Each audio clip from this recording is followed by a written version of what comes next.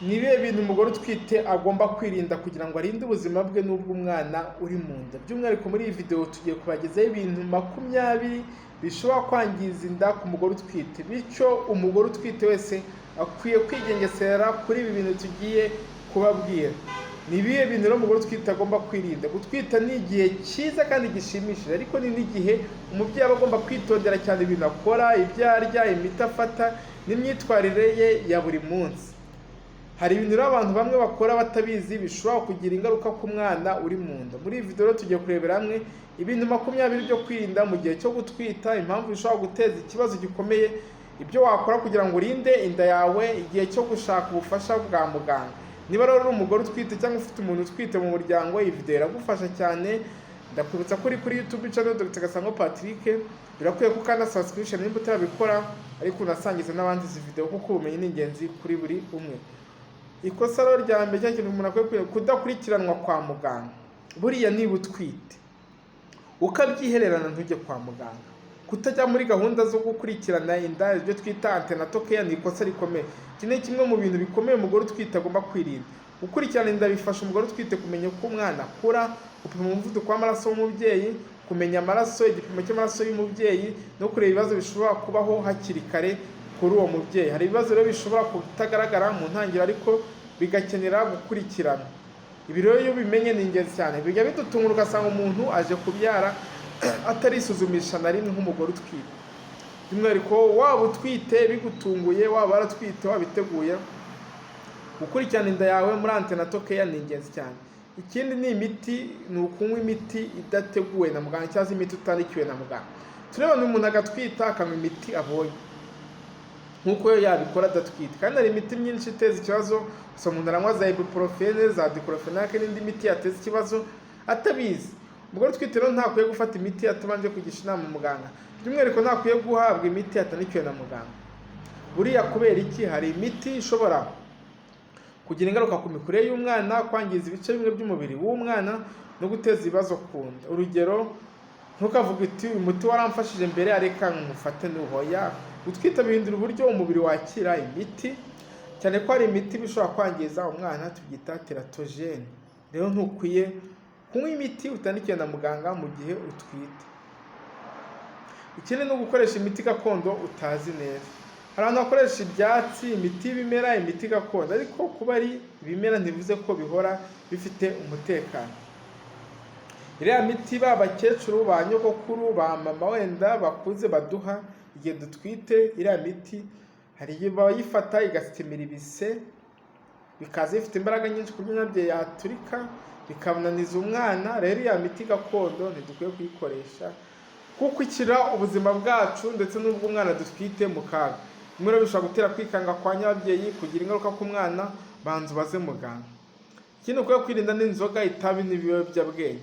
Kunywa inzoga mu gihe utwite, inzoga ishobora kugira ingaruka ku mikurire y'umwana, ishobora no kugira aho ihuriye n'ibibazo by'imikurire, ibibazo byo kwiga nyuma yo kuvuka. Nta rugero rw'inzoga rero na ruto rwemewe ku mugore utwite. Kunywa itabi cyangwa kuba hafi y'abari umwana nabyo ni ikosa rikomeye. Kubera iki? Umwotsi w'itabi ushobora kugira ingaruka ku mwana, ushobora kugeza ibyago kongera ibyago byo kubyara umwana ufite ibiro bike cyangwa se prematurité n'ibibazo by'ubuhumekero ku mwana nyuma yo kuvuka. Gukoresha ibiyobyabwenge nabyo ni ikosa rikomeye cyane. Ibiyobyabwenge bishobora kugira ingaruka zikomeye ku mwana. Umugore utwite agomba gushaka ubufasha niba afite ikibazo cyo kubireka. Ibiryo n'ibinyobwa byo kwirinda mu gihe umuntu atwite. Ukwiye kwirinda kurya inyama zidahiye neza. Inyama zidahiye neza zishobora kugira mikorobe zishobora kujya ku mugore utwite, kandi tuzirikane ko umugore utwite ubudahangarwa bw'umubiri we buba bwagabanyutse bitandukanye n'umuntu udatwite. Rero biroroshye ko ashobora kurwara izo mikorobe akaremba kubera ubudahangarwa bw'umubiri we bwagabanyutse.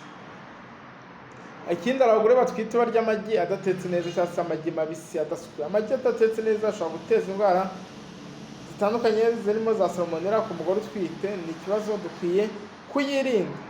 Ikindi ni umugore utwite unywa amata adatetse cyangwa se adatunganyijwe neza. Ashobora kuba arimo bagiteri ishobora gutera indwara zikomeye nk'igituntu. Niba usanzwe amata adatetse ku muntu uwo ari we wese ntiyemeye kunyobwa cyangwa se kunyobwa. Rero byaba bitangaje umugore utwite anyweye amata adatetse, kuko zaba rifite ibyago byo gukurura indwara zikomeye zirimo n'igituntu. Irindi kosa abagore batwite bakora ni ukurya amafi amwe arimo merikire nyinshi. Amafi ni meza mu ndyo y'umugore utwite, ariko amwe afite merikire nyinshi ashobora kugira ingaruka ku mwana. Irindi kosa rikomeye ni ukurya umunyu mwinshi. Umunyu mwinshi ushobora kongera ibyago by'umuvuduko w'amaraso.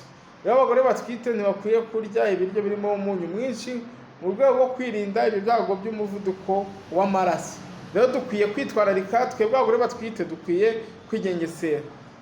Kurya isukari nyinshi nabyo si byiza ku mugore utwite. Isukari nyinshi ushobora kongera ibyago byo kwiyongera ibiro birenze no kugira gestation diabete, ya diabete iza mu gihe cyo gutwita. Hari rero imyitwarire ishobora kugira ingaruka, gutera ibintu biremereye cyane ku mugore utwite. Bishobora kongera ububabare no kunaniza umubiri.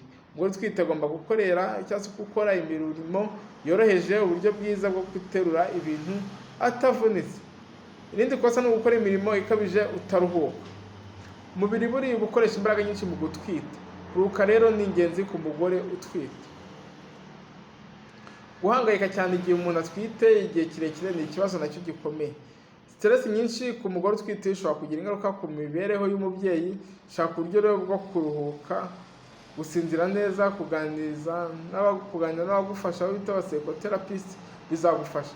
Irindi kosa ni ukuryama nabi no kutaruhuka bihagije. Umugore utwite utaruhuka ni ikibazo kuri we. Gusinzira neza bifasha umubiri w'umubyeyi, bifasha n'imikorere myiza y'umubiri w'umubyeyi ndetse n'umwana. Ibindi rero byo kwirinda no kwirengagiza ibimenyetso by'akaga. Ntimukirengagize kuva mu maraso, kubabara cyane mu nda n'umuriro, kugabanuka kw'imigendere y'umwana. Ibi ni ibimenyetso mpuruza umugore utwite akwiye kumenya. Kunywa amazi make cyane ku mugore utwite. Amazi afasha umubiri gukora neza, bigabanya ibyago bya constipation. Kwirengagiza inkingo n'ubuvuzi kubemera. Umugore utwite hano akwiye kubyitaho cyane. Umugore utwite agomba kuganira n'abaganga ku ngingo z'uburinzi bukenewe mu gihe cyo gutwita. Kwitaho nabi muri rusange nabyo ni ikibazo. Umugore utwite agomba kurya indyo yuzuye, kujya kwa muganga kenshi muri antenatal care, no kuruhuka bihagije, no kwirinda ibintu byangiza umubiri. Dore ibyo umugore utwite agomba gukora kugira ngo arinde inda ye, cyangwa se wowe utwite urinde inda yawe. Ukwiye kurya imboga n'imbuto, ukwiye kurya proteine zihagije, ukwiye gufata imiti yanditswe na muganga, ukwiye kwipimisha inda kenshi antenatal visit, ukwiye kwirinda ibiyobyabwenge, ukwiye no kuganira n'abaganga igihe hari impungenge. Urumva rero ni ingenzi cyane, abagore batwite bakwiye kwitwararika kugira ngo dukomeze kugira ubuzima bwiza, kandi nabo dutwite nabo bagire ubuzima bwiza. Mwari kuri YouTube channel Dr. Gasangwa Patrick, kandi subscription utizagira video n'imwe igucika. Murakoze cyane, bye bye, ciao ciao.